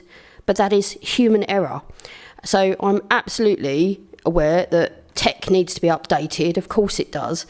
But the accountability with those people does have to come through those meetings, I'm afraid. That's the only input that, for instance, is right. It has to be publicly acknowledged. It has to be publicly sanctioned by, for instance, members. It cannot be a closed shop. It cannot be non-transparent. And that's the whole point of having the cross-party effort here, to make sure that that sort of information is passed back. But absolutely, databases, if your business is running on a database, should be your bread and butter to make sure that you can attract more business. And that can only happen if the people that you've got already under contract can safely come back and say that that is a working contract. So absolutely it's in Suez's best interest for that database to be up and running.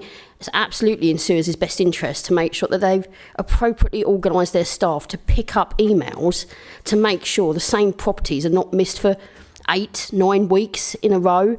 And that wasn't one area being affected, that was a consistent complaint across the borough. And it didn't seem to matter if it was a vulnerable user. It didn't seem to matter if you were the most wealthy person sitting in a massive house.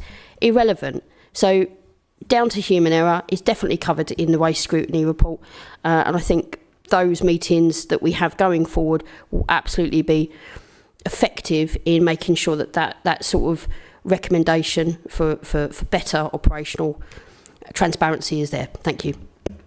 Then I would hope to see a marked improvement in 6 months' time then.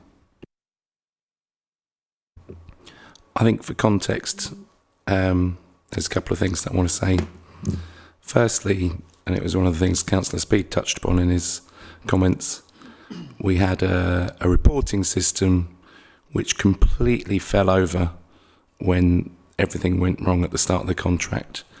The result of that was that people who would normally have reported online tried reporting on the phone. They couldn't get through on the phone because the phone lines were jammed, so they wrote to their councillor. And in some cases, that got their bin collected. And completely understandably, there are a number of people now across the borough who have got into the habit of contacting the councillor as either their first or second port of call. Some people report online and contact me. Some people just contact me.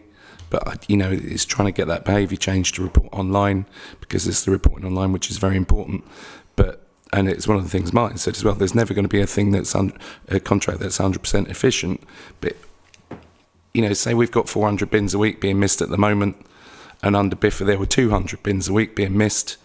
Under BIFA, from those 200, 10 would have generated an email from a councillor, whereas now from this 400, 150 are generating an email to a councillor because of that shift in behaviour that's happened, and because the additional site there's been on the contract as a whole for everyone in the borough over the last few months. And then relating to the point about the people on the ground, I'm sure everyone who was on the panel, and in particular me through the work that I did earlier in the year, I'm aware of a number of areas of fault. And I whilst without wanting to we're trying to avoid blame, I certainly agree that there are a great deal of issues I have with the way that the contract was managed. I think it's also fair to say that there are a large number of issues that have been as a result of the people on the ground doing things in a way which has not been sanctioned by the managers and has not been helpful to the successful running of the contract. I'll stop there, thank you. And Councillor Perkin. Thanks, Chair. Yeah, I think during the report, I think data, as a member of the panel, we spent an entire day looking at data, and I think what we haven't mentioned so far is that the core system that Suez have provided will actually be quite an efficient tool for us in the long run. There have obviously been issues with it when they've had to kind of redo the routes, and they've gone back and had to rejig things around. But I think that a lot of the issue that is covered in the report, a lot of the issue with the handover was there was so much information that was held in people's minds. The operatives have been doing the same route over and over again. They knew where all the houses were. We won't be in a position now, if we are to go to tender for a new contract in 8 years, where all of that information is being kept in the heads of operatives, because the system is really quite reflective of what's actually happening. So we do have a real opportunity to be able to make that really robust data collection, which will mean A, we'll be able to monitor the contract more efficiently than we were probably monitoring under BIFA, and B, the handover process will be much more reliant on the data that's being provided through the core system. So I think, yes, there were issues, but the core system wasn't necessarily a huge part in that. I think the core system, as it is now, will be really helpful and informative for us as a council, and will help with a transition if there should be one in the next contract. I think one of the kind of main issues, and again, it's covered in the report, is where at the very beginning of where everything was kind of falling over, as Councillor Lehman said, there was a real issue around a resident reporting a bin and then a councillor reporting the same bin, and then there being two separate calls for that bin, and our staff members having to respond to that level of reporting, like double reporting the same issue. So they had to then kind of make sure that that new report hadn't already been covered by somebody. So there was a lot of reliance on our customer service team to be able to kind of unpick exactly what was going on there, because there were multiple avenues of reporting things. So, you know, that was incredibly stressful for them, and huge thanks should go to our customer service team for dealing with it, because a lot of them had some really unfortunate experiences, and we lost good officers as a result of that.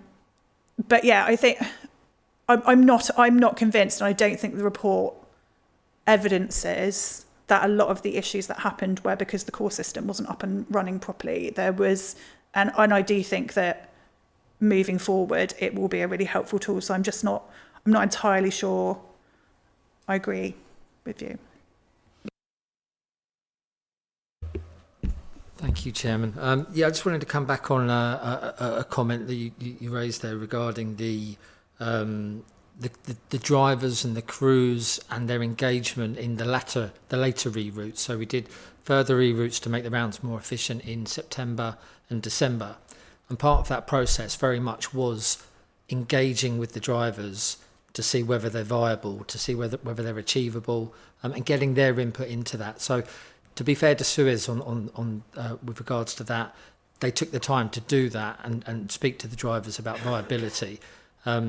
We've been fine-tuning that, and we've got a further reroute happening in the coming weeks for communal properties that Councillor Speed mentioned earlier. And again, part of that process in looking at the viability of the data and the routes involve the people who do that week in, week out. So they're being shown the data and asked for comments prior to that going live. Oh, yeah, I appreciate all of that, and we have seen a lot of improvements since they actually listened to the guys on the road. And you know, I'm saying this because I do meet with them quite often through other groups, and I'll say they're confident that it's going to work 100%. Like you said, nothing is ever 100% in these situations, and I do feel sorry for them, and I felt sorry for the customer service team on our side for getting all those complaints and not being able to deal with them. And the only time I got a complaint was because they either couldn't get through to customer services, or they got through and nothing has happened. So that's when members got involved, and which put more pressure on the customer service teams, and which was regrettable, you know. But you know, things were getting done, and I hope that things will progress again to the stage where we can get down to the minimum amount of complaints, and that the new restructure, again, looking at it, as long as they keep reviewing it, obviously, which is what Biffa didn't do, and it's all in their heads, which was terrible. So we can't get it out of their heads anymore. We've got to start from scratch virtually, and it's good that we're going to take ownership of that data, because I think it needs a stronger team to actually get it right, and I think that's a good sign that you know, we can get some improvements. So good luck. Thank you. Councillor Last. Thank you, Chair. I would just like to say this is an excellent report, and some of the recommendations in here are really good. I just want to know, are they going to become council policy? Because we've got contracts coming up in the not too distant future which would benefit from these recommendations being policy. That's all I was going to ask. That's a good question. What's the difference between this and policy? You should never look at me for constitutional matters. Unless these guys contravene. So I don't think we're talking about setting a policy for how we would tender future contracts, because every single one is different. So the leisure contract to the GM, grounds maintenance to the waste. But what I think you're saying is are there principles that we've learnt from this process that we will apply to future ones. And absolutely is the answer. Whether you're talking about those forming an actual written policy, we have a number of those guidelines in existing policies. So the commissioning and procurement policy talks about principles of how we do things. But as you've heard tonight, the intention is that regular reviews of these 23 goes to the waste working group and then comes back to this committee on an annual basis. So I would hope that we don't lose sight of these, and I absolutely advocate that we shouldn't, Councillor Last, because I agree with you. We need to apply these across a range of projects and settings. Can I just come back? Yep. I don't disagree with what you're saying. I'm only aware of some of these recommendations from being here now. These will in fact affect other contracts which I'm involved in. I wouldn't have known about these recommendations if I wasn't here now. So what I'm saying is these sort of concepts, ideas, this framework needs to be imparted to all members and to all the council. That's all I'm saying. That's that, because it would be different. Actually, sorry, your comment there, and I'll pass to Janet or Phil. We actually talked the other day in one of the member working groups about how we communicate this. In fact, it was the pre-committee meeting for this, where we talked about the need to be able to communicate it wider, and I think Councillor Worcester's got her hand up because it was her suggestion. So you're absolutely right. We do need to communicate, although the report is there for everybody to read. Like you say, if you're not on the committee, you may not have read it. So we have absolutely talked about how we would communicate this across a wider member base. Councillor Worcester.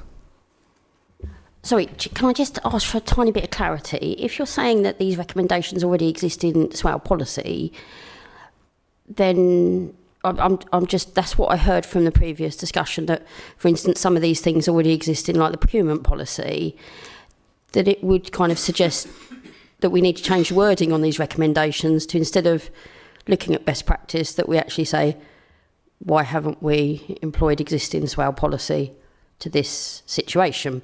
So I'm just being careful around wording. I think that I agree that this document has some really good best practice to go forward for large-scale contracts for SWAL in future. I think the vehicle for making sure that we do not need a member to say at every single one of those meetings, have we looked at the bin contract template? Because if that member's not there and it doesn't get said and it doesn't get done, I don't think that's particularly right. So maybe that needs a bit more thinking about that question of how it's applied unilaterally across the council, what vehicle that kind of sits at, whether it's a policy, whether it's best practice, whether it becomes something that is an appendix to a policy as opposed to being part of the policy itself. I think that needs further discussion, if that makes sense, and maybe a little bit of creativity as to making sure that, again, these are actually put into practice rather than stuck up on, she's not here, but Angela's shelf of doom of where things go to die. I think it's got legs, that question. Have I got the answers to it? No. Do I think it's worth bringing back, for instance, at a different venue when we're talking about how policies are formulated at SWAL? Possibly. Thank you. Councillor Perkin, did you want to say something, or is it? Yeah, I'm just trying to formulate my thoughts. I think it's a separate conversation. I think that the recommendations are specific to the waste contract scrutiny panel and what we've learned from that. I think there's discussion probably around like the impact of existing policies that have come out of the discussion, but I think those are two separate things. Policy has to be passed by full council, so there would need to be working groups if people wanted to look at policy alteration. But I do think it's really important that the recommendations are treated as recommendations to that specific scrutiny review, because that is the point of them. There's learning there, and we can communicate that. And I'm pretty sure this report has to go to full council anyway. I think that was previously mandated, was it not? I don't think so. It should do. I thought the original recommendation was that the report would go to full council. I could be wrong. Okay. I don't recall that, but it's open for the committee. I think what I would say is just to put on record, no officer stroke member deliberately didn't adhere to policies of the council during this process. Did we make mistakes? Absolutely. That's why we're here tonight and discussing this and recording it. So from our point of view, I think we talk about when we come in as officers, we're trained on, we have toolkits for procurement and guidance documents for how to do. I guess what I was trying to do was determine from Councillor Last whether it was whether you wanted specific policy decisions or whether you wanted learning from this to be applied in other contexts. And I think it's the latter, but I just wanted to be clear. Can I come back on that really quickly? When we're looking at formation of policy needs to be fit for purpose. It's not a bad thing for any organisation to say, actually, we've identified a hole in policy. Let's look at it. Is that policy fit for purpose? It needs regular looking at. And to be honest with you, what we all should be doing with policy across the board is absolutely stealing the best ideas, not pretending they're ours, making them fit for purpose, testing them out for 6 months to a year. Does it work? If not, change the policy again. And that is best practice on policy making. Local authorities sometimes, I worry that policies are very misunderstood documents, but they should still be fit for purpose and they should be usable every single day in the work and operational work and members' work every day. So it's more about making sure that we recognise that as members and have a look at making sure that best practice comes into our policy making at every available opportunity. Janet. To respond to part of Councillor Last's question, what is going to happen to this report and the recommendations after this meeting is that the waste pages on the website are being reviewed to make sure they're up to date, and the report will be added to those pages. There's going to be a summary report which sets out the recommendations with a bit of an explanation with them, so people don't have to read all the way through the main report. That link will be sent out to parish councils. At the area committees, we'll be giving a brief update just to let people know that this report has been to the committee now, and to make sure people know that they can access it on the website. I'll also take along some hard copies with me for anybody who can't or don't have internet access, and likewise for anybody who's obviously not on this committee, any members not on this committee, we can circulate the link to that part of the website. So that was just really to answer that point about everybody, all members knowing and other people knowing the outcome of this scrutiny review. Thank you. Councillor Speed. Yes, that relates to a point I was going to make in terms of comms. I presume some form of media statement will be issued on the findings of this report, and I think that needs really, really careful wording because, we talked earlier about the fact that this report is constructive and it's not apportioning blame, and that's obviously a positive way to look at it from our perspective. But if there are accusations of a cover-up, as Councillor Lehman mentioned at the beginning of this meeting, we need to acknowledge there have been failings. We can't appear to be complacent, but equally well, we can't say anything that's potentially libelous where Suez is concerned, or making it look like we haven't managed the contract properly. So I just think that statement needs to be very finely judged. Did you want to come back on this, Phil? Well, I was going to say there is a media statement which I kind of agreed with Dagan today or yesterday. So presumably that will be going out in the morning. But now, after your comments, I'm thinking I need to reread it.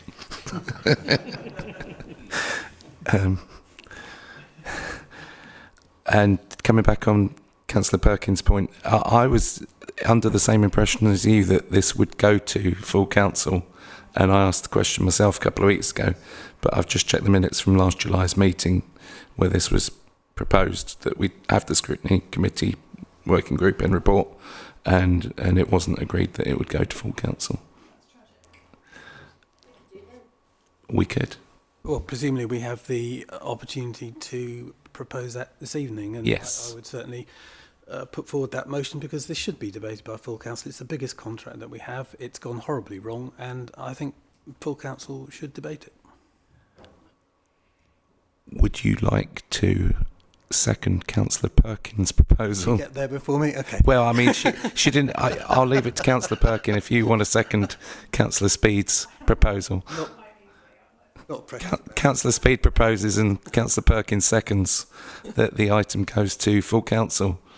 I don't know if it's too late for it to go to the 29th of January. I would hope not. Or there's looks of discomfort. I'm not sure. I'd have to check with Democratic Services tomorrow. I'm going to look over to Kelly and see whether check with Jason. But we'll endeavour to, if it's possible, we'll make sure it does. Or if not, then April full council. Yeah. And we'll have that extra sentence in recommendation 13 as well, so that's good. Councillor Last.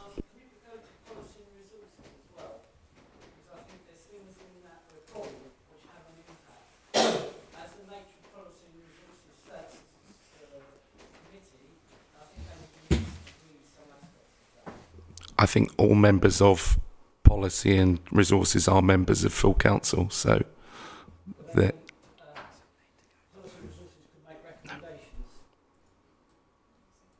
full council can make recommendations too. So, but yeah, so the proposal is that the report, the scrutiny report, amended with one small amendment from this evening, goes to full council. That's been proposed and seconded. Is everyone in favour of that? Yes, that's unanimous. Thank you. The meeting hasn't finished yet, but it's just looking over there. I thought maybe we were coming to a close, but it's Councillor Worcester did advise me earlier on that she would have to leave at 9. Does anyone else have any further comments? Great. In that case, could I have a proposer and a seconder on the recommendations to note the content of the report, to agree the conclusions and recommendations marginally amended? That's proposed by Councillor Perkins and seconded by Councillor Miller. And does everyone agree to that? Agreed. Fantastic. Thank you. That's that over. And then final item on the agenda is simply the forward decisions plan. We've got a few items on there for March and June meetings. Councillor Perkins. Thanks, Chair. I just wondered whether it would be worth post any decisions around devolution. And I appreciate devolution could be a very long thing, and indeed something could happen and it could become not a priority. But I think we will be clearer about the future of our organisation fairly soon. And I think a brief discussion about priorities based around that conclusion would be really helpful. So I wonder whether we can put that into a future agenda just for discussion around, our long-term projects especially. I think that would be really helpful. I appreciate that we might not know very much about that for some time, but I think it's worth keeping a bit of an eye on for the future. I totally agree with that. And it's something that I said at the very start of this meeting that my comments were a little bit rambling. One thing that I was planning to include in that ramble was the fact that at the last meeting of this committee, we agreed to put solar panels on the top of Swale House. And in the past week, because of these developments, I've received an email from a member of the council suggesting that we don't put solar panels on the roof of Swale House, which I thoroughly disagree with for a number of reasons. And I think it's very important that wherever possible we continue to be ambitious. And I actually wrote down a quote here from Martin Luther, not to be confused with Martin Luther King, which is, even if I knew tomorrow that the world would go to pieces, I would still plant my apple tree. And that is something which I kind of hold quite close to my heart, which is just, we have to continue to do good in the face of adversity, because that's what gets me through the day, certainly. Sorry, that got a bit philosophical then. Councillor Wise. Yeah, there was a proposal from some members of our group around whether the Environment Agency could be invited. It was brought up in light of the item for the 18th of March about the shoreline management plan policy and engagement, community engagement planning. They just wondered whether it would be opportune to have the Environment Agency in around their responsibilities in that space beforehand, but we know what it's like trying to engage with the Environment Agency. But yeah, just in light of that coming to us, they wondered whether that could be an option. Martin? There's a few things I can't say publicly tonight, but I'm happy to say to members there. So at the moment, it's on the forward plan for that basis, purely talking around Swale Borough Council's responsibilities. But every committee is able to invite external guests, and if that is the decision of the committee, then I can relay that invite to colleagues at the Environment Agency. I think all I would say is the intention for that report is really to hone in on our responsibilities, and I wouldn't want anything to cloud that, because on the basis of we've got some key decisions we need to make as well. So whether the two are linked or whether there are, whether there's some headroom in when we do that, I would just err a little bit of caution on that. Yeah, can I just say, it wasn't to sort of try and combine this in any way. We'd want distance between the two, but actually we just think it could be helpful in terms of fully understanding what other agencies have responsibilities for and what they're doing as well, and how that ties in with what is within our responsibility and what we're doing. Obviously, it's an issue of great significance to people on the island, so understanding and allowing members to have the opportunity to engage and scrutinise and question the Environment Agency and what they're doing alongside what is within our remit could be quite beneficial.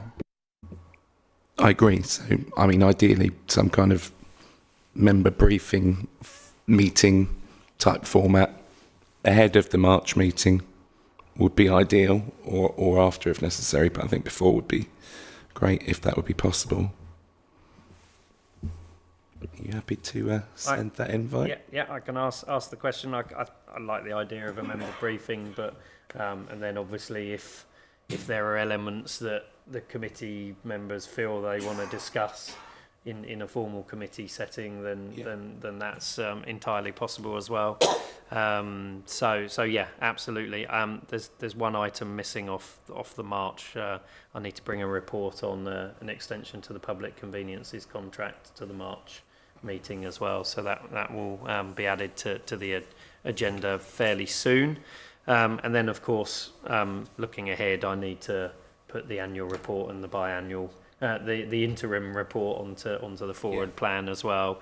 We talked about an item potentially on the new government waste legislation and behaviour change. So I think it's going to be a busy year for the committee, and I echo the comments of, certainly from an officer point of view at the moment, we are continuing to do what we need to do Yeah. until told otherwise. So, so from our point of view, great projects that have got clear business cases and clear impacts for our residents is exactly what we're going to be motivated to continue. Taking guidance from what members want us to focus on for the priorities. So, yeah. Councillor Speed. Thank you. You just mentioned solar panels on Swale House, which, under normal circumstances, I would be totally in favour of. It just does occur to me that since that decision was made, we have discovered that Swale Council will cease to exist within the next 3 years, which would then throw into question what is the purpose of Swale House. And one potential outcome could be it gets knocked down and converted into flats, in which case if we've just spent a huge amount of taxpayers' money on putting solar panels on the roof, that would be seen as a bit of a waste of money. So is there any scope for, given the changed circumstances, reviewing that decision?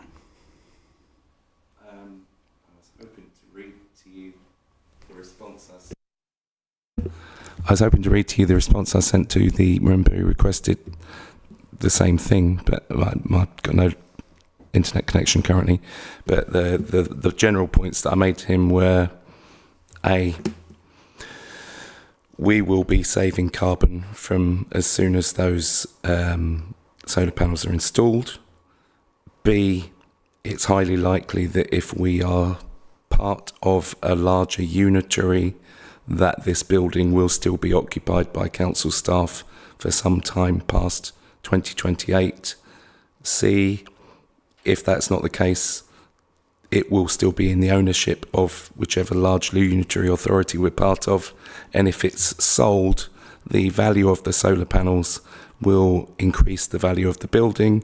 And if it's knocked down, those solar panels will be movable to whichever properties that large unitary authority owns. So we will recoup some of the value in terms of the materials as well as the money we've saved on energy bills in the meantime. So I think I agree with you. My first thought when when this all came forward and it was all happening so quickly was, oh dear, maybe this isn't such a good idea. But on thinking it through more thoroughly, I think it is still the right thing to do, financially as well as environmentally. Through you, Chair. Yeah. Depending on the value that comes back in the tenders, so we're only out to tender at the moment, that doesn't commit us to awarding. And depending on the value, and I haven't been around the project as much, so I don't know what we're anticipating the value to be. It will either need a committee decision for award of contract, or it will be an officer delegation if it's below a certain financial threshold. But either way, we have the ability to make that judgment of whether it's worthwhile to continue or not, and likely in the knowledge of more information coming from government or county in terms of the programme. The payback period on that project, from memory, when we brought it to this committee, was really short. And as Councillor Lehman states, it would also be reducing our carbon footprint. So unless it is a really, really short period where the investment in capital, we will already be paying that capital back over such a short period that I don't think it's a risk in terms of that. I accept all those points. Would it be possible to agree that that is not an officer delegated decision and that does come back to committee, so at least we have the opportunity to debate that? Can you clarify what the threshold is for it being a delegated decision? Is it under 100,000?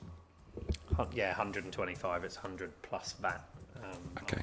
Ultimately, so yeah, it's 125. It's within budget because it's within the budget framework. So it's very likely, if under that it is constitutionally an officer decision.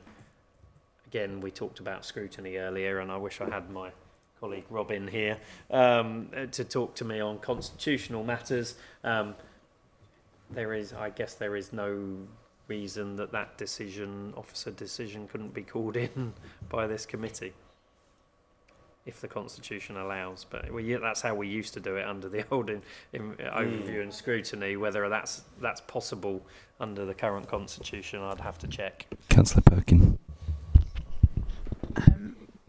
So I'm not convinced that it is. I don't think there is a call-in process at all in our Constitution, which is why we asked for a scrutiny committee, and we didn't get one. Go on. Yeah, I think also it's really tempting, isn't it, when you get told that there's potentially a time limit on stuff to like flip a table and just be like, I just can't be bothered with everything, and like, what's the point? And I had existential dread last week, and I was like, what's the point in anything? But what I think is really important is that in the white paper, it makes it very, very clear that devolution to mayors is the government's top priority, and that local government reform is a subsidiary to that.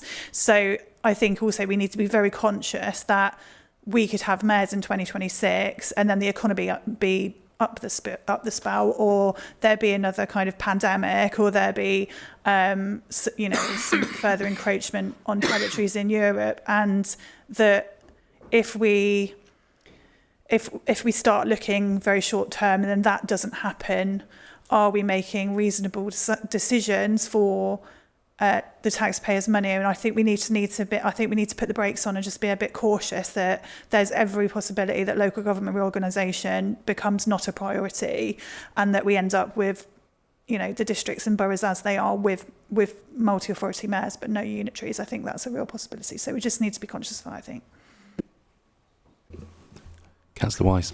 Yeah, I was going to say a similar point, which is just because the government says they have a date in mind, we know from bitter experience under all governments of all shades that does not mean it happens by that date, if at all.